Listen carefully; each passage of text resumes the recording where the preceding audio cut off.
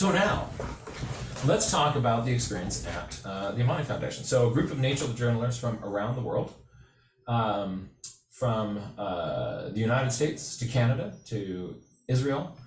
Bea, can we bring you into it? Yeah, there it is. So the four of us are jet lagged. If you look on our eyes, you probably see just a little bit, right? Because we just have tumbled off an airplane and we've been out looking at hippopotamuses and things like that. We also spent some time, a day teaching nature journaling at a youth center in Tanzania, and then the next day went on a bus got a couple of buses and loaded all the kids into buses and our safari vehicles and bopped around in Tarangire National Park with those students. And we wanted to report to you about what that experience was like. We're going to try to see if there's any ideas there that we can extract that will make it easier to like what went well, what were challenges, and also wanted us to talk a little bit about the idea of what next.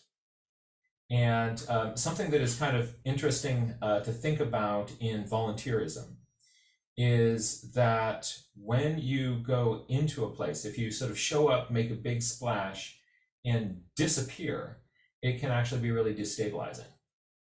So imagine from the perspective of those kids, you bond with some of these folks over the course of 2 days, and then disappear again. That makes the world around you, the environment around you, a little bit more unstable, which isn't what we want to do. So wanted to sort of get some thinking from this larger group about how we might extend that. Anne, you said you had some pictures that can kind of help set the scene. Anne did some wonderful videography and photo taking there, and also working with the kids. Do you want to sort of share that with us? Okay. Oh, you need to be unmuted. Hold on. You can now unmute. Okay, yeah, I would love to share that, and I can do some quick run through of photos, or I have about a 4-minute clip of Sam and Simon talking. Sam was one of our wonderful. We're not using, just a reminder, we're going to be using not people's real names. Okay, so not Sam and not Simon. Yep, that's right. Okay, so Bob and Bill, and Bill was a 17-year-old student, member of the children's home, and he really wants to be a safari guide. And Bob, I think it was this fabulous guide that we had, and he was great with the young people. And so in this clip, he's talking with the person who wants to be a guide and being very inspirational. So I have that if you want to spend that much time, or we can just flip through. I think that also would be, well, let's definitely do that. So part of the thinking here is that all the participants, but none of the participants who were on the nature journaling trip really had levels of melanin that make us look like all the kids we're working with. And so there's a whole bunch of white people, and our guides were all local guides. And so we talked with our guides, and they were really interested in participating in this. We're thinking that for us to kind of help those students kind of connect with those people, there's a little bit more of a link there of like, oh, this is somebody I can kind of see myself being you in the future. It's easier to do that because there are fewer kind of barriers to envisioning that possibility. And Billie Joe. Yeah, I just wanted to add as well, our guides, not only did we ask them just to join us with this, but we asked them also because they had been nature journaling with us for the entire week. And so the couple weeks, so that was one of the big reasons that we said, oh my gosh, like, why are we just going in ourselves when like we should be asking them for exactly the reasons that Jack just mentioned, but also the fact that they all four of them had really immersed themselves into sort of the world of nature journaling. And, you know, there was moments during the day that all of us would say, okay, we're ready to go. And they would say, no, I'm still drawing, or no, I'm still painting. And, you know, it just became really, really funny. There was a classic moment. Bea and I were together in a vehicle, and one of our guides, we had a lion that was wrapped around a tree, and we were all sketching feverishly, trying to get it all down. And then the lion moved, and it was quiet, deadpan quiet in our truck, and all you hear is I won't say the word, but he swore, and he was just like in a and because the lion had moved, and we knew in that moment that it was like, yes, welcome to our world of nature journaling when the animals move. And so that, plus their enthusiasm and their incredible passion for conservation and just the tourism industry and what that means to the Tanzanian people, it kind of didn't seem right for us not to be asking them to join us. And so I just wanted to add that onto it, is that all of them became very avid nature journalers while we were with them as well. So sorry, Jack, I just wanted to put that in there as well. No, that's really relevant, really relevant. So Anne, I've made you a co-host here so you can easily share whatever you want to share by using the share. Okay. And let's help people kind of take a look. Okay, why don't I start by sharing? Okay, so I'll just go quickly. Looking around in the orphanage, they had a beautiful garden. Here is the tour leader, Amani, who gave his story to the kids, as did our videographer and our guides, which I don't have pictures of them, but each one shared their background with the kids. And I'll just kind of quickly go through some shots of the kids paying attention and being involved, and Bea helping organize. We handed out nature journal kits to each kid, and they had a bag, they had pencils, they had watercolors, they had a nature journal, and they assembled it all. And everybody from our group helped them without all that assembly. And they were really happy when they realized that they got to keep these things. These were their nature journal kits, and they even got to put their names on them. And here's Billie Joe going through what they are, and Jack demonstrating, this is a pencil.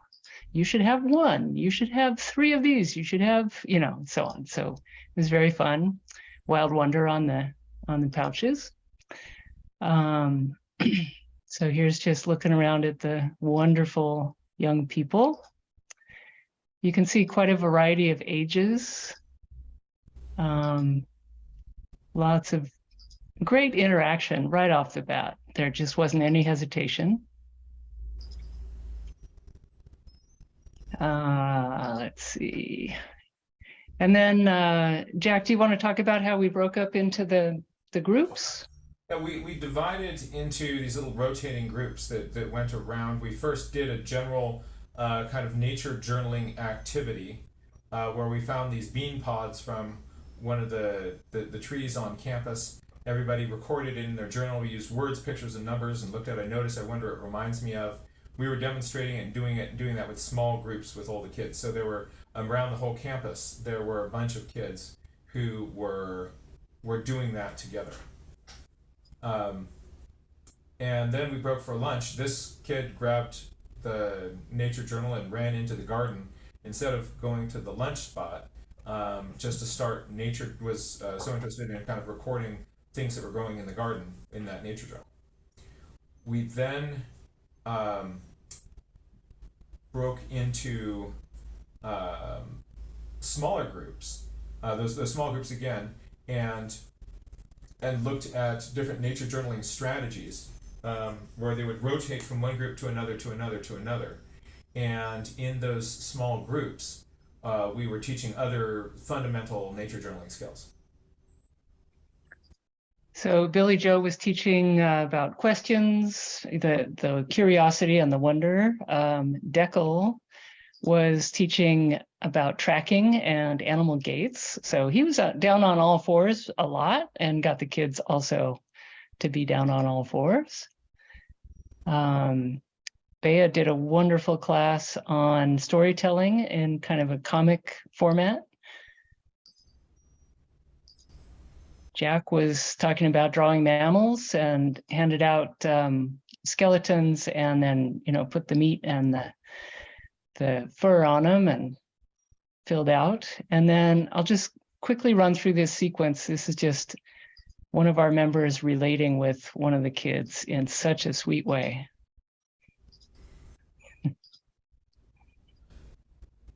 Just the mirroring of those expressions is amazing. Okay, so there's that one. And then do you want to spend time and watch the So the day after that video? we were the day after that we went to Tarangire Park and drove around looking at elephants and zebra and giraffe and all of these other fun critters. And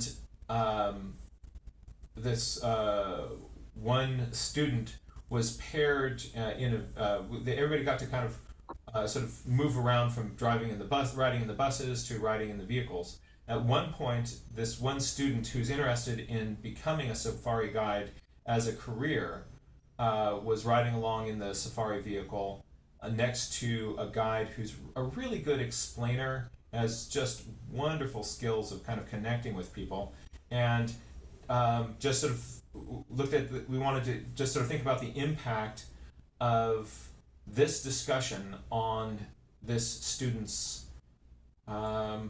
career goals and future plans. So let's see if the sound works. I'll just hit play and let me know.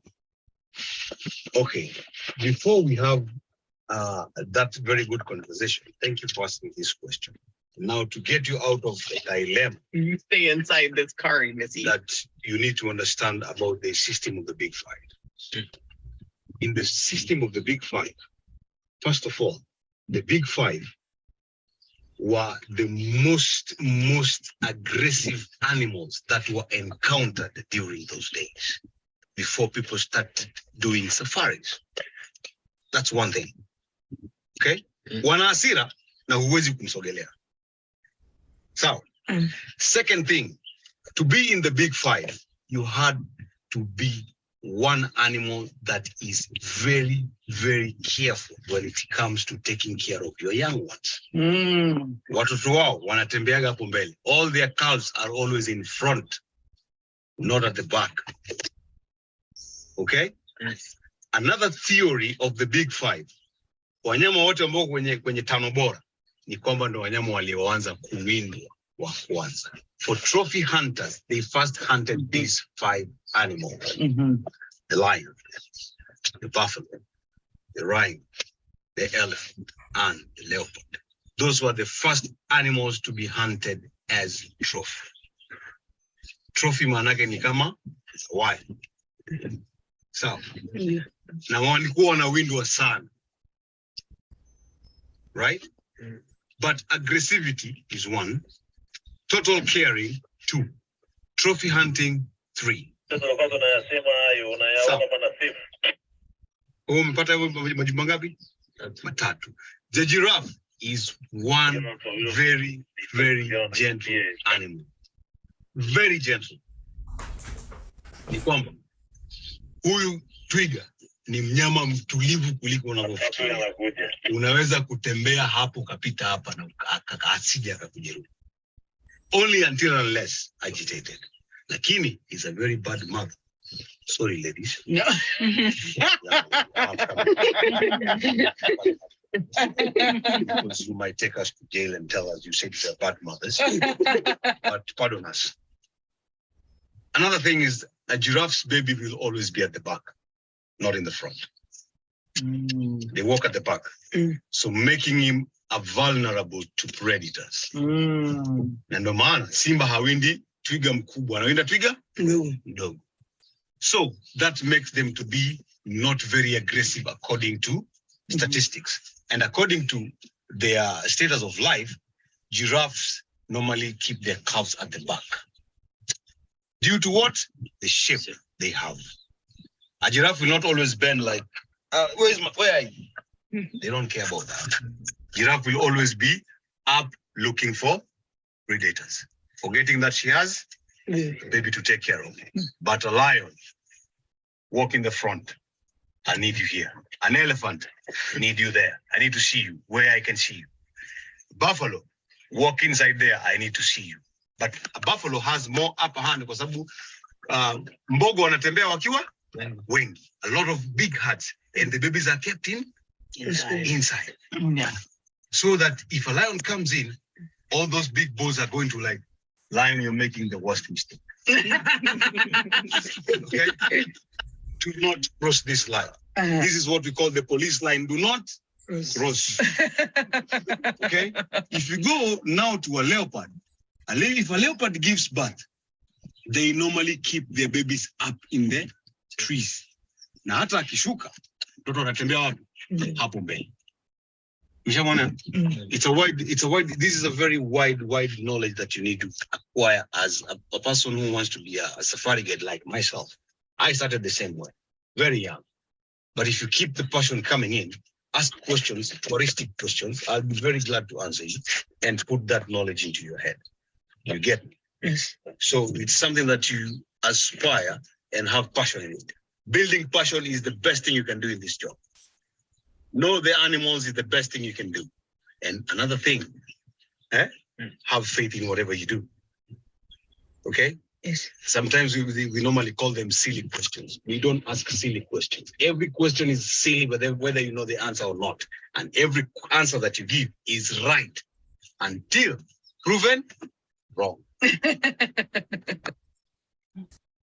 So there you have it. I'll stop sharing. And yeah. It would So. really just think about the impact of a role model like that in that context. Bea, did you want to share any thoughts, comments, or ideas about your experience, what you noticed, what you observed as an educator? What did you think about what's going on? Same open question to Billie Joe. Same open question to Ann Chadwick. Who wants to grab the talking stick first? Who wants to take the muffin talk first? The talking muffin. Yeah. So you started talking. Do it, Bea. Oh, you don't want to see the talking muffin. For context, I kept a muffin from the very first breakfast of my backpack. And the muffin stayed with me throughout the trip. It became solidified, mummified, and you should have seen it when it arrived to my place. Do you still have it? Well, my luggage was delayed 50 hours, and when it arrived, it was pulverized. It wasn't a muffin. It was the essence of muffin, but it was still here with us. So in spirit, my experience was.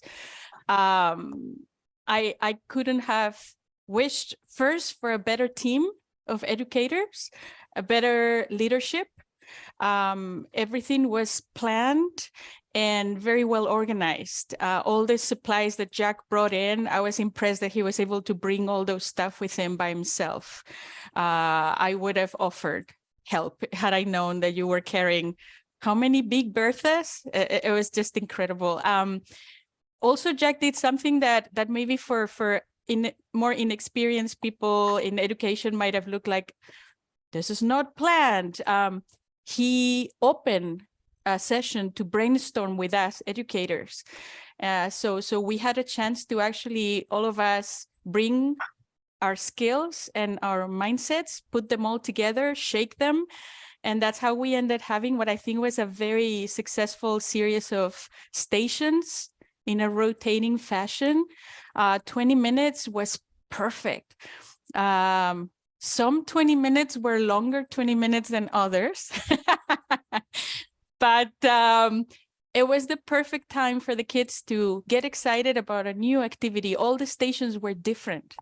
And they gave them enough time to get started, learn, put it in practice, color, and move to the next station. My station was comics and visual storytelling.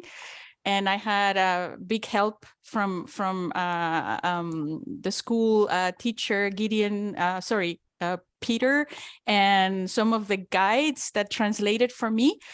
One thing I noticed is that kids are kids everywhere. That's my first I noticed. I noticed that the way I was teaching was the exact same way I teach at home. Maybe I was speaking slowlier. Maybe I was doing more gesture. Maybe I was more animated with my gestures, my facial expressions, but kids are kids everywhere. I also noticed that the kids were very responsive. They were following very, very good all the instructions. They didn't question, but why? And what now? I'm bored. Are we done yet? Not at all. It went very fast. I wondered, so that's what I noticed. I also wondered, like, have these kids done this before?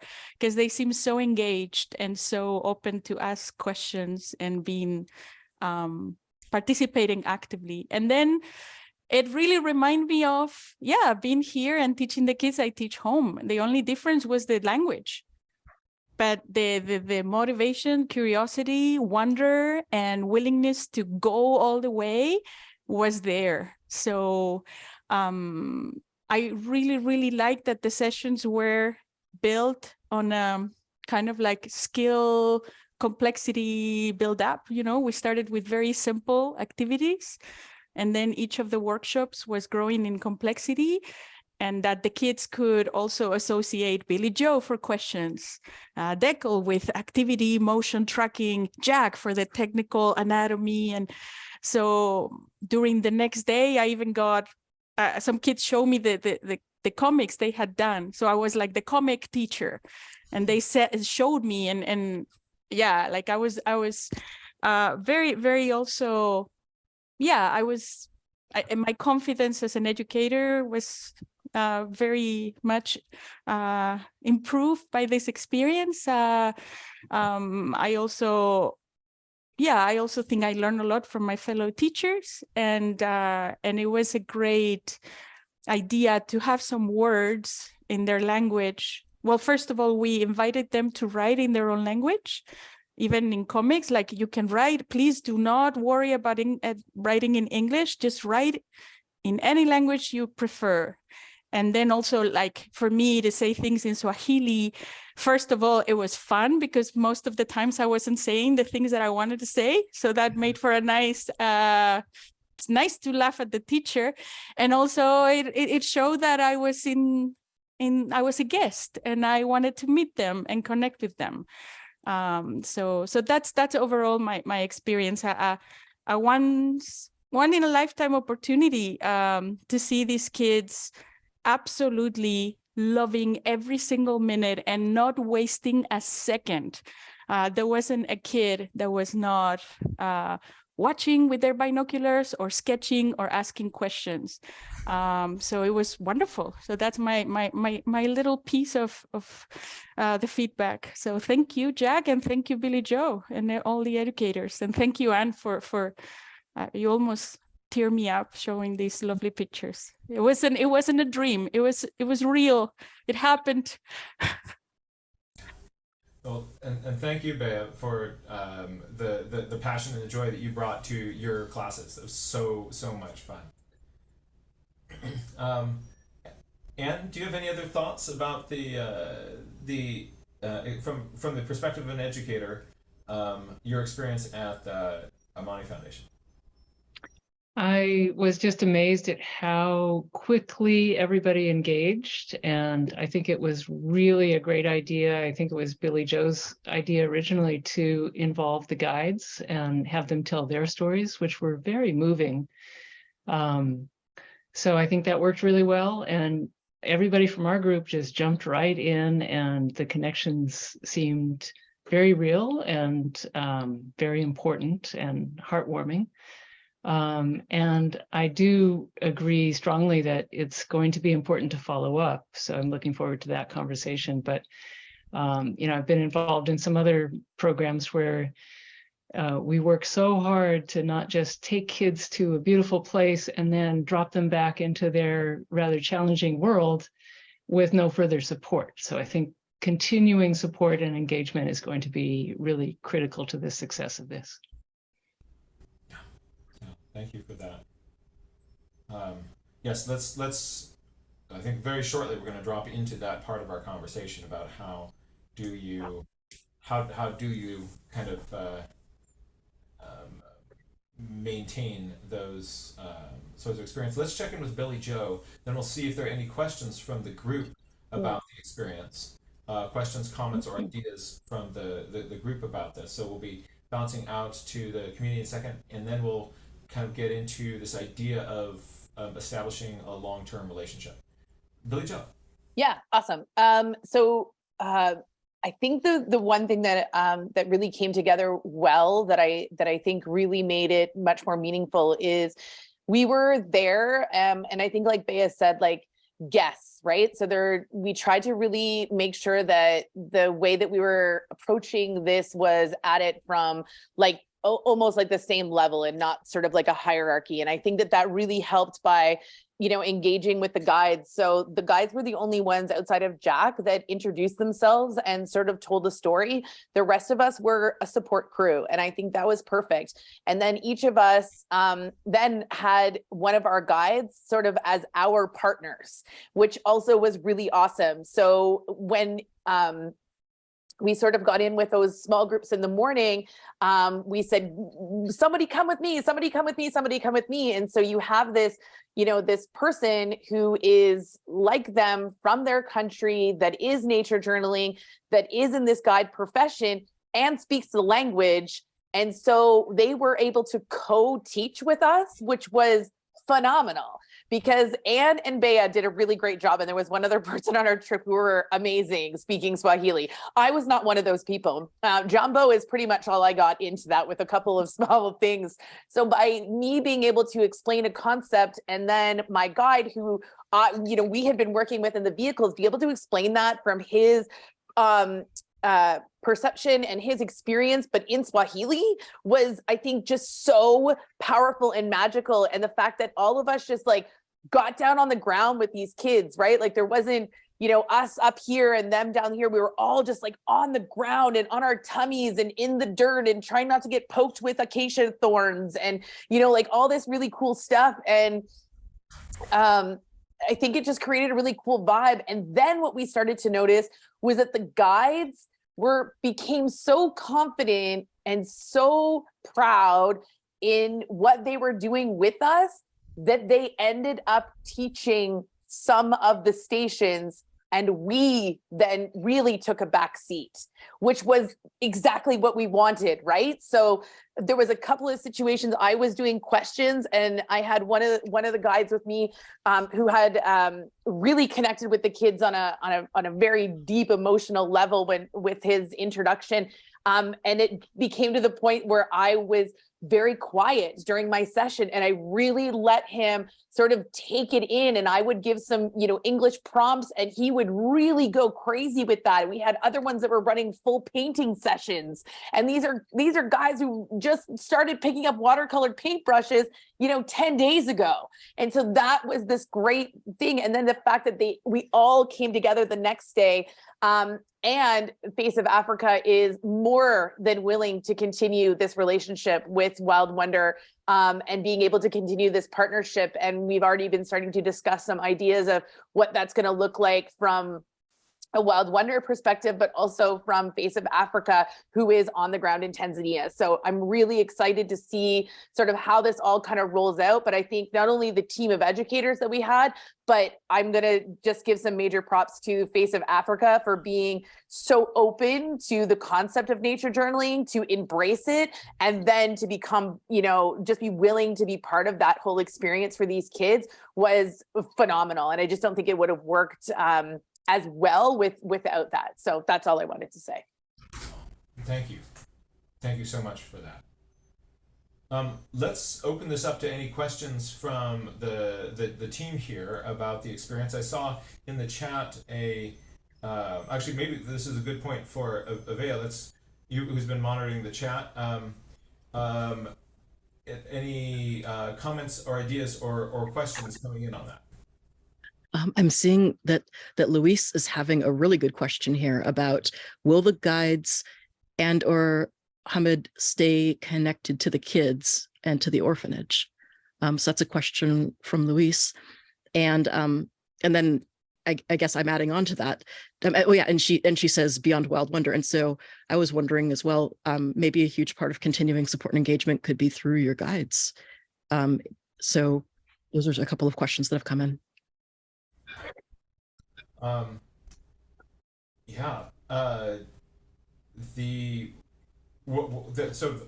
there's several different possibilities, so I'll tell you one idea which we've hatched, but we're kind of looking for what more could be done, and I'll say this idea, but I don't want that to then stand in for the end of all the brainstorming that this community can do about this topic. So what it was is that in the vicinity of where the orphanage is located, there are a bunch of wildlife areas that are really, really dense with bird species and other wildlife, so places beyond the national parks themselves. And the idea was, like, what would happen if on a regular basis some representative from Face of Africa would show up with the safari vehicle and lunches packed. This would be somebody who's into nature journaling and into working with those kids, and picks up a vehicle of 6 kids and 1 adult from the center, and they go out and they have an adventure, and then come back and report on that to everybody else at the site. And so that it could be so that the guides from Face of Africa would develop more long-term relationships with those students, and for students who are really into nature journaling on the site to, oh, by the way, there were 42 kids.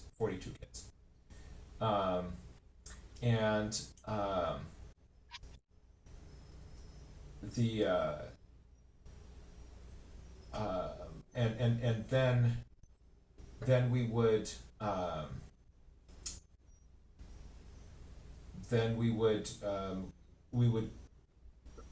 another possibility is that the next time we come from, we're also thinking that, other times that groups come from the United States, of course, like, find a way of kind of doing something with them. But what if the next time we came, there were perhaps 3 seats in our group, 2 of which would go to kids chosen from the site, and 1 for an adult from the site, to help chaperone and keep people safe, and that they then also would go out on the full adventure with us, and then come back and report to the rest of the students, and then be kind of a guide and a mentor towards those kids. Sort of another, also kind of looking at this as just sort of another bridge into careers in wildlife, careers in tourism, careers in being a guide, as well as just for the experience itself. Those would be possibilities. Avea, are there any other, well, actually what we can do is let's invite people to, if you have questions, you can use the raise hand function. You also can just raise your paw physically. and we'll check into the group if there are any questions, and if not, wanted to start this conversation about long-term relationships.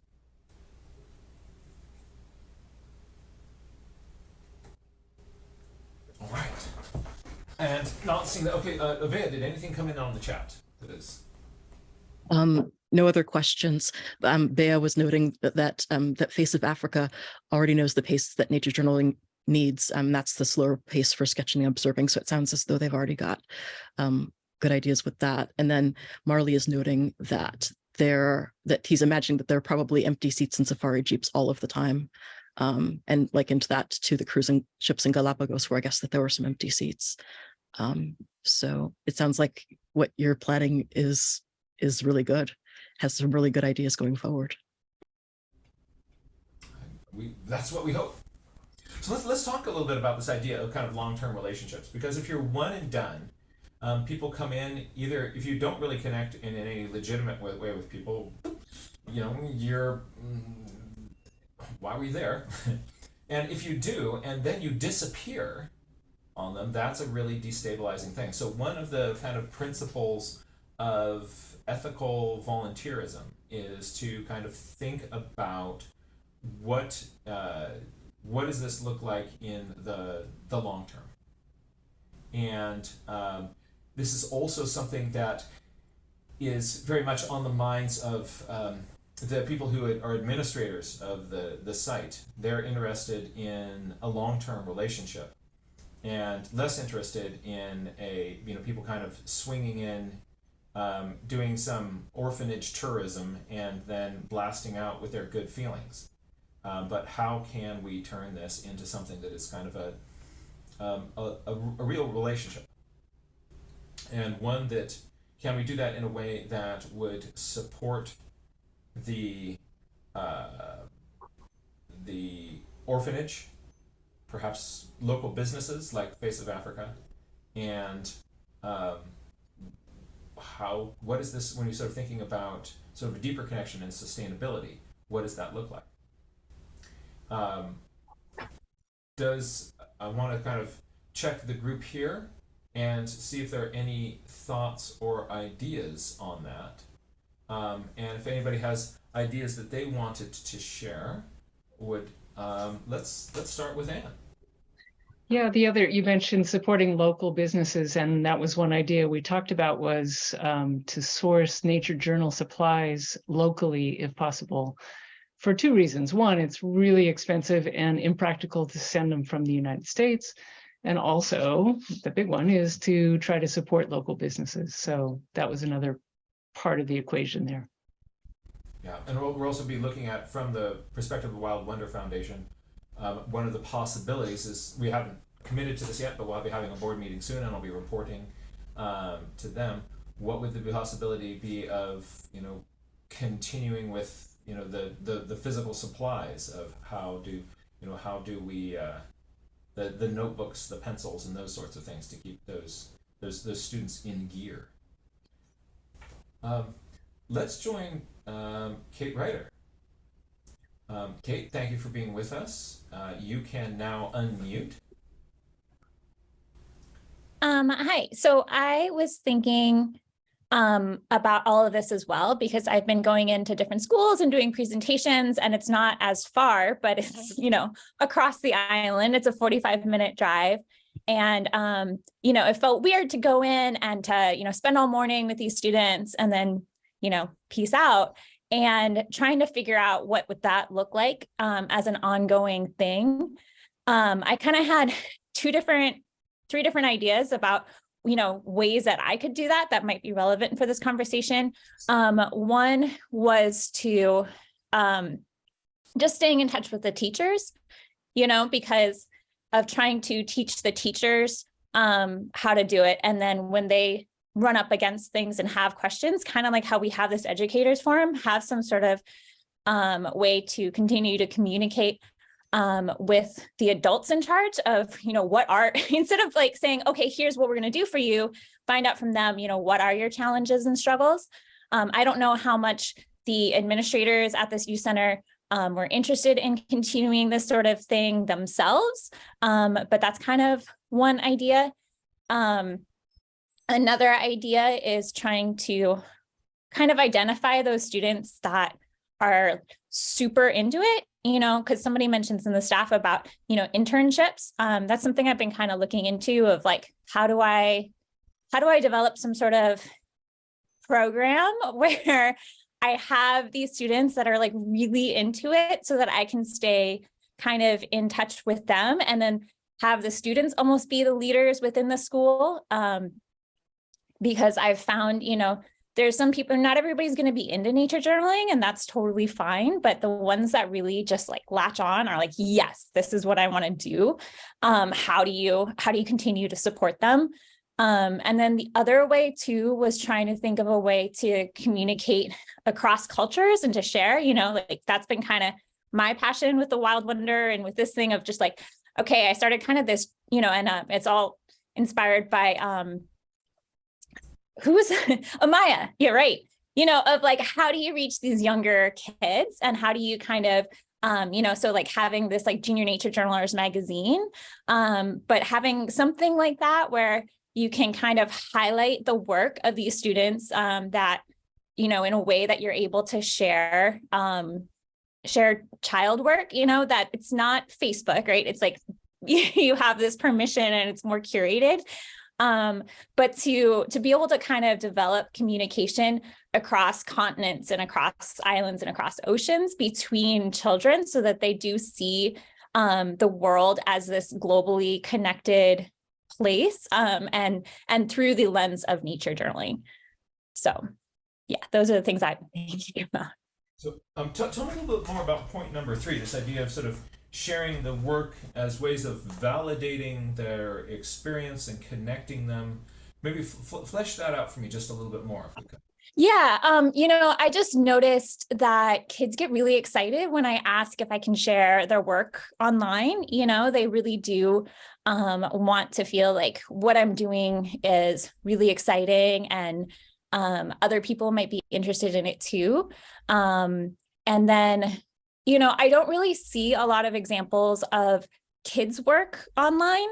I'm seeing just like a lot of adults and like adult professionals shared online. And so kind of this like younger viewpoint, like or teens even, and their perspective. I mean, it's hard to, I don't really know where I'm going with it, but it's just something that I've been thinking about for a while of how do I, you know, and I think it also, if just because I notice with adults, they tend to kind of self-motivate to take things to a very polished, readable, understandable, shareable sort of product. Like they kind of do that just for themselves. A lot of, not everybody, I have a lot of messiness, but I have, you know, I just like to do that sometimes.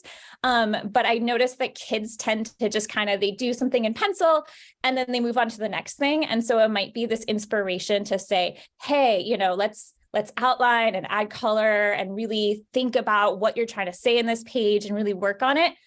Because then it's, you know, like then you can, because it's going to be shared with others, you know, and kind of that level of thinking can be helpful in just kind of the in the nature journaling, the learning, and kind of yeah.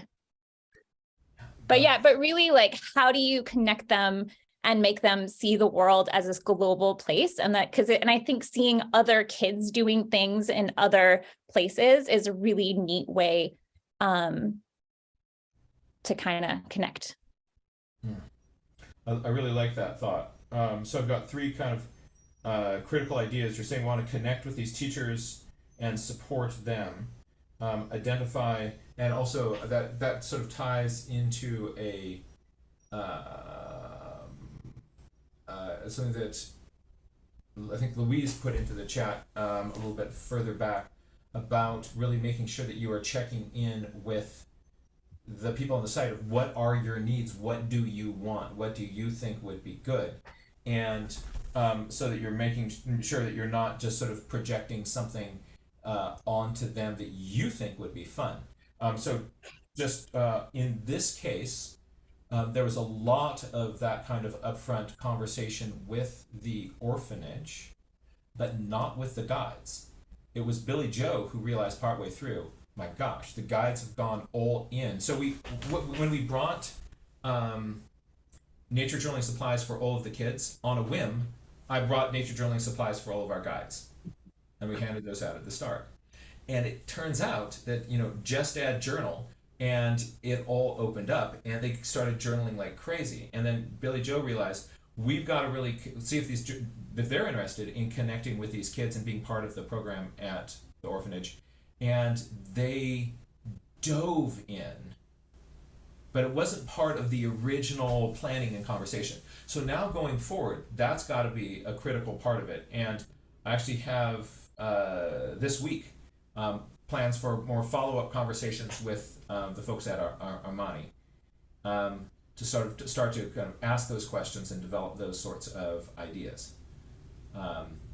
But yeah, it was not on at least my radar, the degree to which the safari company is, if they're into it, is this kind of linchpin player in this relationship.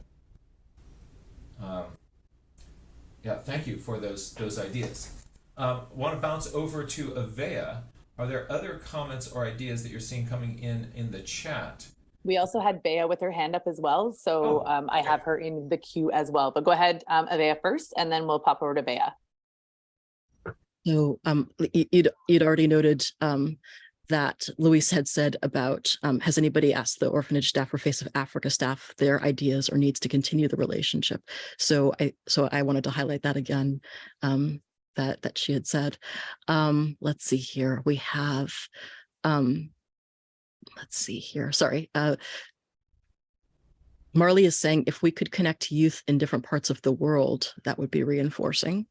That would be really cool. Imagining having nature journaling pen pals from different students all over the world.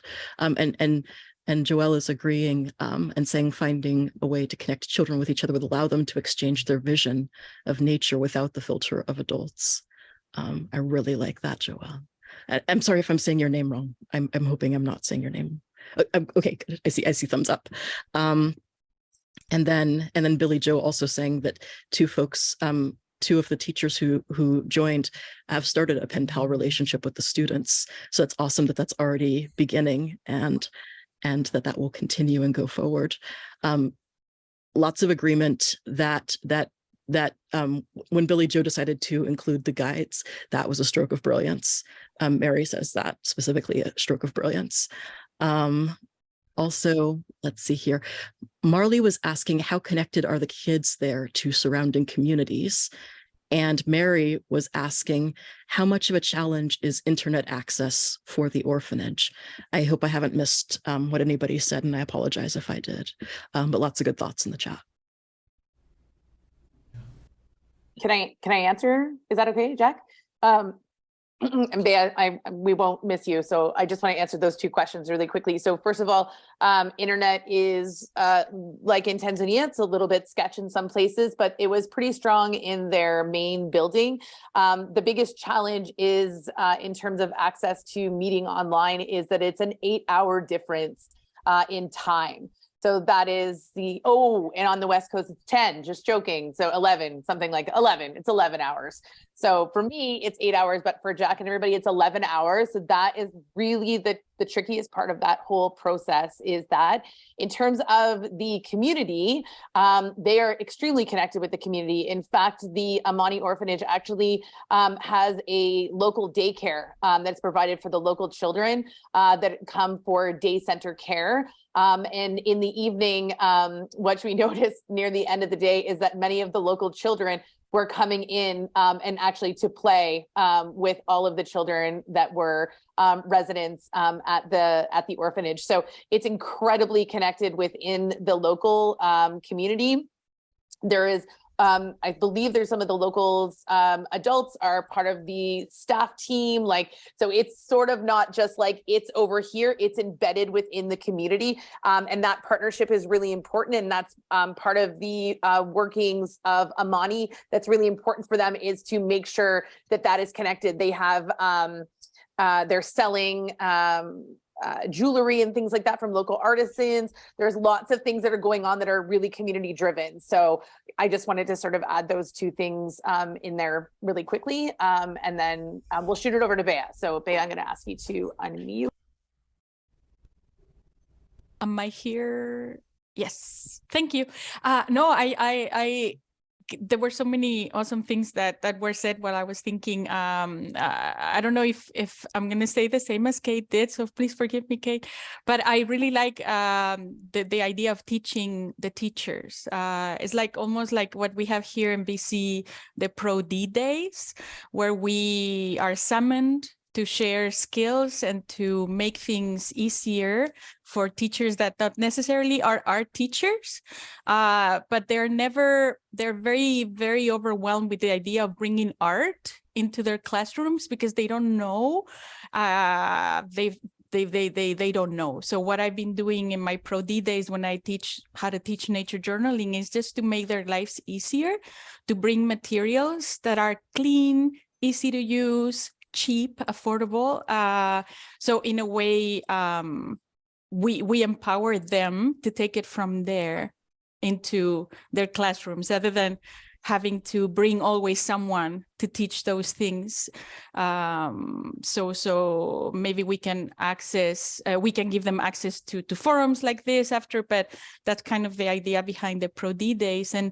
And the other idea I wanted to share is what was said here about like that we don't see that level of nature journaling from children.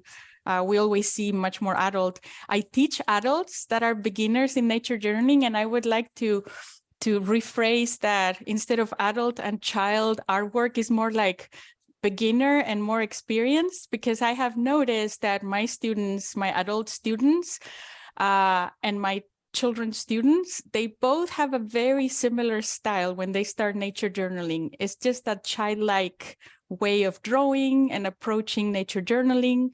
So it's and even from the adults that took the nature journaling for the first time, our guides and the ladies at the orphanage, they have a very similar style, and it's just that beginner style that is also so, for me, it's very endearing and very, because they still have they're expressing a lot. It's just that maybe the pencil miles are not there yet.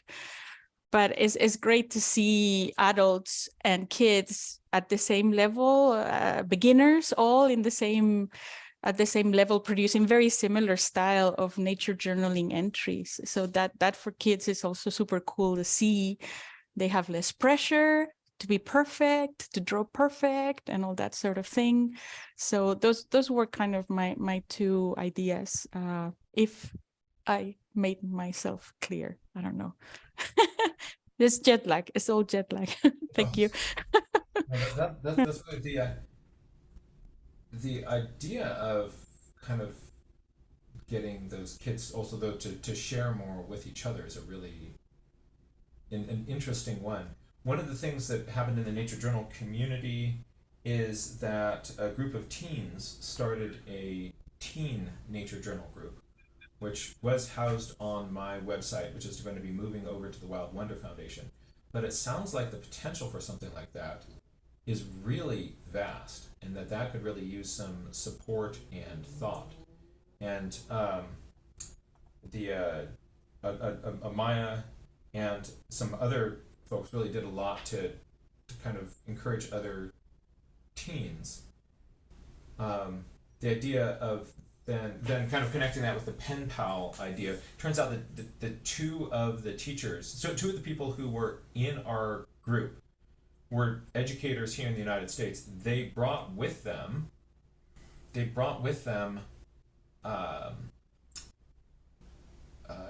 letters from pen pals from the kids in the United States.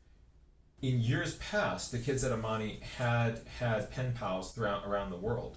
But during COVID, all of those relationships broke down, so they're really excited about restarting those. Marley's idea about then what if kids in Tanzania are sharing journal entries with kids in Ecuador or Canada? How can we kind of get more of that sort of a thing going on is a really thought-provoking thing to for us to start stewing on. And Marley's just putting a thought about like, what if there's a traveling journal kind of rambling around. Speaking of which, let's bounce over to Aveo again to see what's been happening in the chat. I've seen a few of the ideas that have come through there. But maybe before I do so, I'm going to bounce over to the gallery view so I can see your pictures. One of the things that was really interesting for me about this experience was how intentional and thoughtful all of the logistics and the programs and things that are going on at Amani were. The director of that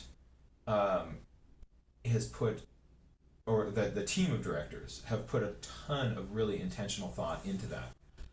I'm just want to kind of get a show of hands for people who are here on the show.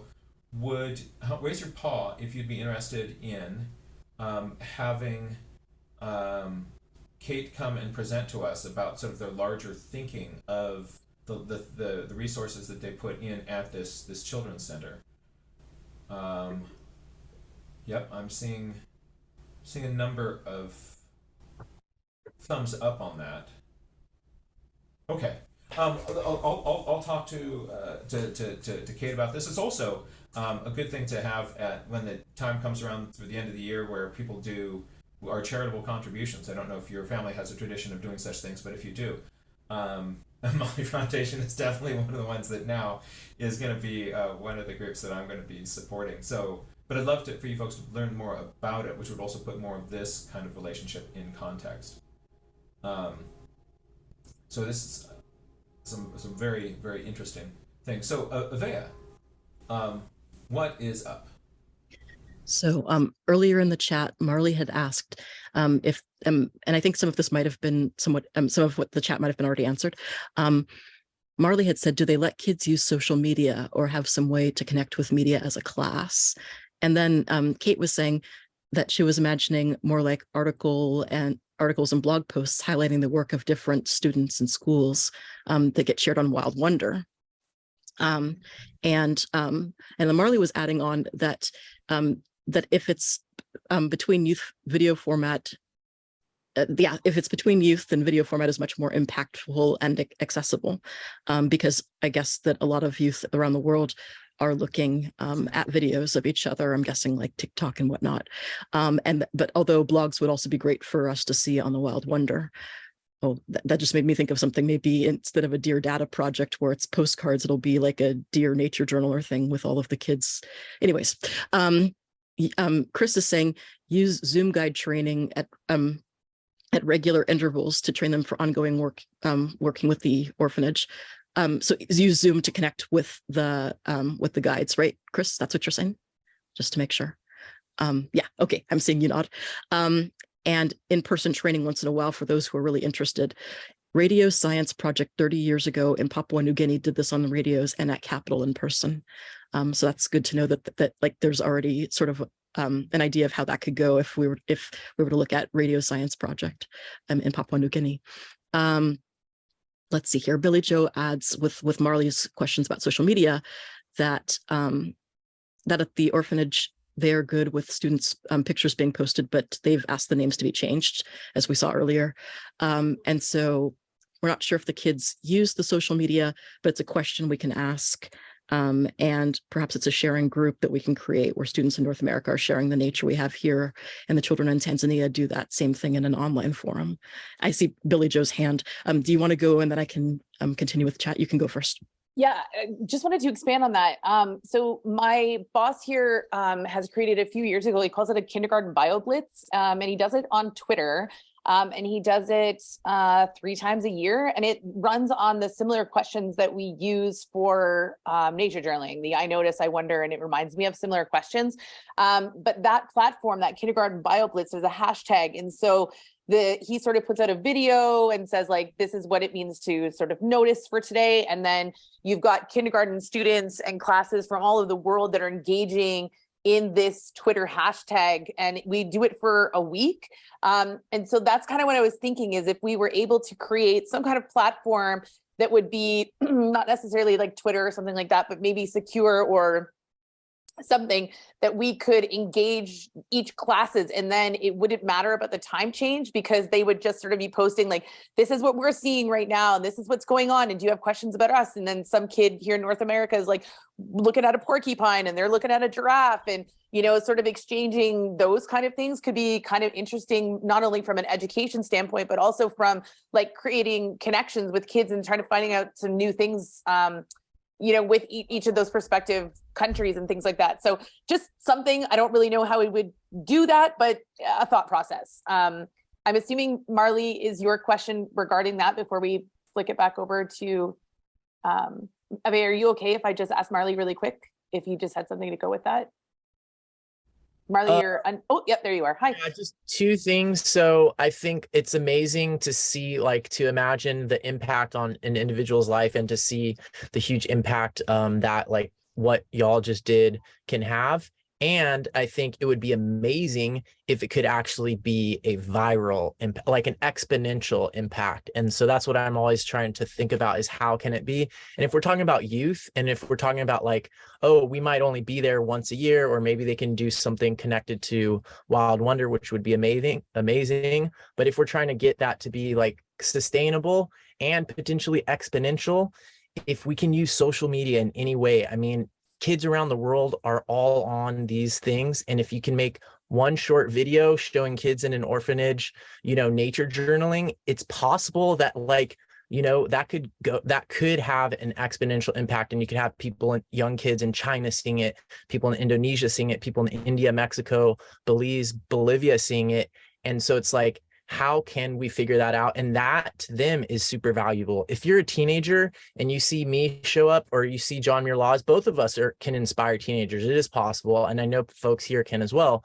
But if you're a teenager and you see a video on TikTok with other teenagers doing something, I guarantee you that has such a bigger impact, and it has the potential to spread in a way that what we do on a Zoom or on a video or on a blog cannot spread that way. And I know there's all these downsides to these things, but it can be done. I'm pretty sure there's like orphanages already that have like TikTok accounts or something. So I'm sure it's a possibility. And then one other thing that I wanted to point out, I hate to be the person who's the red team, or the negative voice, or the devil's advocate, but sometimes it's good to have that. This does remind me of one of my favorite books is The Song of the Dodo. And in that, David Quammen visits Madagascar, and there's this tragic story about a young kid who became this superstar nature guide, basically like the equivalent of like a safari guide in Tanzania, but in Madagascar. And everybody would visit him. All these scientists would go, and they would go with that kid because he knew how to find the lemurs and all this. This kid ended up being tragically murdered, and it's a long story. No one really figured out why, but I do. And in that book, it's one of the best books in the world. It's about island biogeography. It's amazing. And there's personal stories in there too, such as this kid outside of Ramanafana Park in Madagascar. Anyways, he doesn't answer the story, but basically we have to think about some of the unintended consequences that can happen in a community when certain people get a lot of resources or get a lot of attention perhaps, and other people might not. So just being like really anthropological and really community-based, and listening to all the different things, because like, for example, what happened to this kid was tragic, and I'm not saying that could happen here, but just being like really aware of all these different perspectives and possibilities is important. That's all I have to say. Thank you. Marley, it's great to see you again, first of all. Just bouncing off a couple of ideas on that. One is that Kate, the person who's was my original contact, who we bring onto the show here,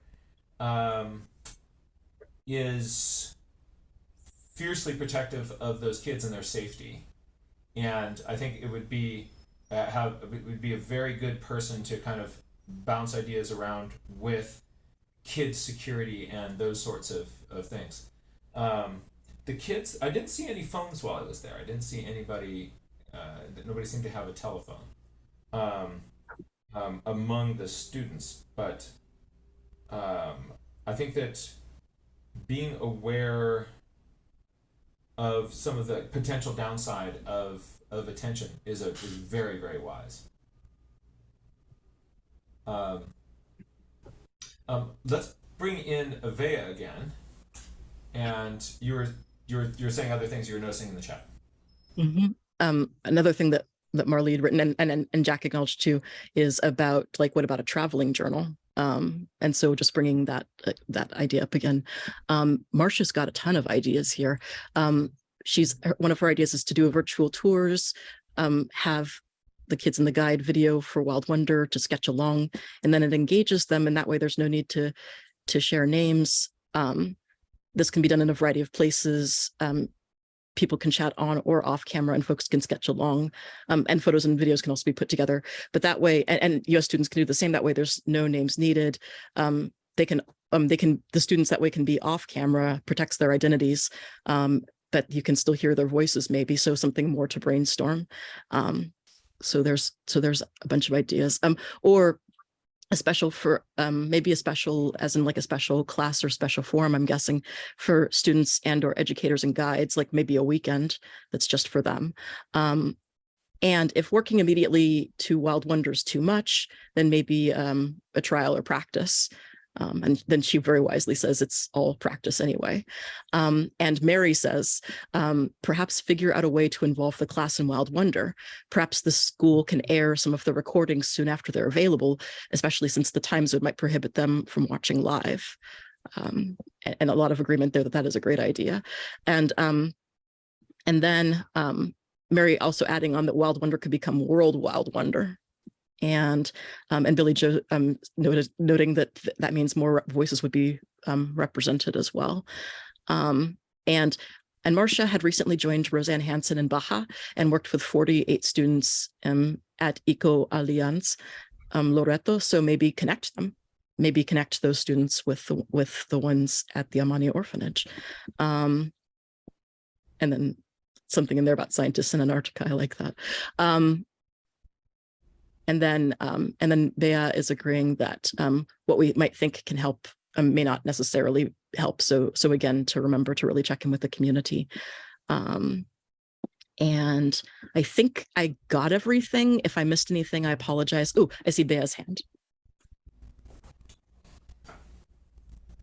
But you can unmute now. Thank you. No, I was just going to say what you mentioned, Jack, that you noticed about the kids not being hooked on a phone. That was something that I was very pleasantly surprised by as well.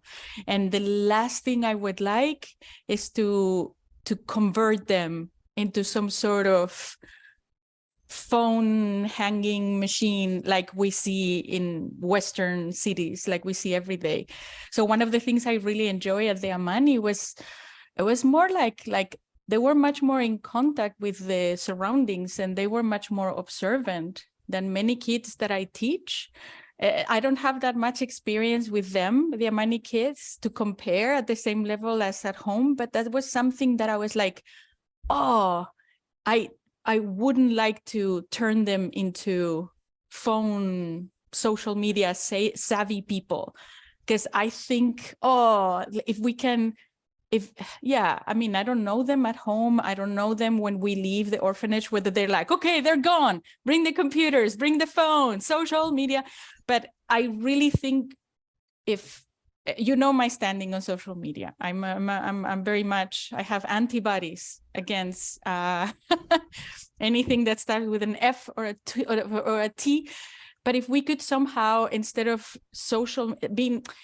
letting social media use them and take control of their lives, we can maybe use social media to our advantage, but without turning them into social media addicts, because it's proven, it's out there, that is harming children's lives. So the least that we can, I wouldn't like to bring waves of children from third world countries into social media if they don't have to. if we could create somehow some sort of forums through the Wild Wonder website, where that's the place where we meet, rather than using third-party apps that will make their lives miserable. And this is nature journaling, but once they're in social media, they're going to be bombarded with things that are not good for them. And our intention is good. Yeah. So the least blood we can bring to Dracula, the better. So, but I am in for making things work for us rather than those things control us as the only option. So that's all I wanted to say. I think that's really important stuff to consider. We have so many problems in the United States of the impact of social media on children's mental health. And we should be cautious about exporting that as a commodity. So I see that Avea raised her hand. Let's bring Avea back in, and then Billie Jo, see if there's anybody else that is in that queue. And then I think we probably should be wrapping up for today, because a bunch of educators have to get out there and teach. But I'm really grateful for folks for all of their insights and ideas. And this has been, this conversation will be very helpful for me in going into the continued conversations I'm going to be having with Amani, Face of Africa, and Wild Wonder. So, Avea. So there was an idea that I'd had, and then I can continue reading from the chat because a bunch of new ones just came in. Originally, I'd had this idea of maybe suggesting to the folks from the different Tanzania trips from this year, and then from Marley's year, and then from Susan Stanley's year, anybody who's gone on Tanzania trips, maybe like meeting together on a Zoom, so that way you all can share notes from across the years and see how things have changed over time. But it could also be a good way of having more folks who might want to be pen pals and reconnect with Tanzania as well, or like folks from previous Tanzania trips could also be a source of support. So I wanted to bring that up as a thought. And then let's see here. And then there were a few more things from the chat. Let's see here. Joelle is saying, it's a bit old-fashioned, but since nature journaling is already a tool of transmission, could it be possible to allow children to directly exchange on a regular basis their experience of nature journaling by sending each other by letter some of their drawings and observations? So I really like that idea. And then Marley also agreeing that we can't be the ones to decide how much the kiddos access social media now or in the future. That's their choice. And then Rebecca saying that she's been wanting to do a workshop about nature journal pen pals. So that would tie right in. Louise saying that some of the children were quite young, so we do need to keep them safe. And Kate agreeing about about pen pal nature journaling for kids. And let's see here. And then Billie Jo saying creating some kind of online form or Google Classroom or something like that would be good and helpful for them. Let's see here. Kate is offering to help out with that, which is awesome. And then I see that Eleni is next, and then Rebecca has a tool that she would like to share later on, she was saying. So maybe after Eleni, Rebecca can go. And thank you. All right, thank you. Let's bring Eleni in. And hold on, you can... Got it. Okay. Oh, wait, hold on. I think I just muted you. Let's try that again.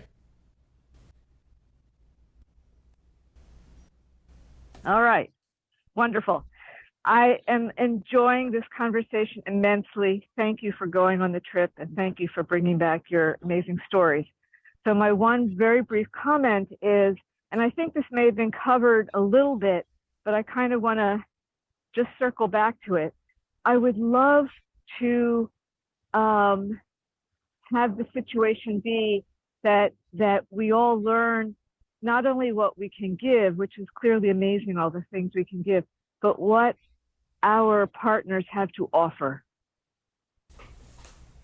I just feel, and I am speaking as a fellow anthropologist, Marley, you know, when we go in the field, we're so excited to share our joy. And that's, of course, a totally wonderful thing and the joy should never be diminished. I think we should be on the lookout for what our partners have to offer to us. And I'd love to think about that more. It always comes up when we go to another community. I'm here in Princeton. When I go to Trenton, I have the same question. Let me notice what the Trenton artists have to offer to me. So that's my very brief point, and I look forward to having more conversations about that tie in.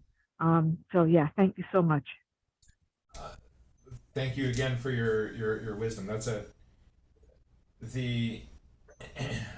there's also a tendency for people doing volunteers to kind of get into the syndrome of I'm kind of the rescue helicopter flying in to kind of fix everything and then that's not a relationship, is it? Wait, hold on, I muted you by accident. Exactly, that's right. And so for a long-term relationship, it's a relationship. Yeah, exactly. That's the word so I'm going to write relationship. And I love the idea of having the Wild Wonder site be, if everyone agrees, if Jack agrees, that's the digital coffee shop. That's where folks can meet. Yeah. That's a space that is not going to be cluttered with ads and distractions. I myself, at 70 years old, I'm really trying to pull back from all the different apps I have because it's really impacting my mental health. Yeah. And I have a little awareness, and imagine younger folks. So I love, let's have a digital address.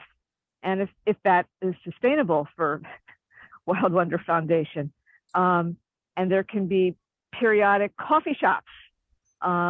Anyway, and I'm happy to talk about it further anytime. You're absolutely right. And as a matter of fact, just so you know, it's one of the things that the Wild Wonder team is currently investigating what are some of these sort of suites of tools that you can use to help support an online community so that there can be chat rooms and sharing of resources and materials to take into account people's desire to connect with each other and security. And there are a number of systems that have already been developed where we wouldn't have to kind of develop this out of whole cloth. And so we're actively looking into exactly what you're talking about. And so there will be, we're not ready to roll it out at this point, but just so you know, we're thinking along the same lines. That's exciting.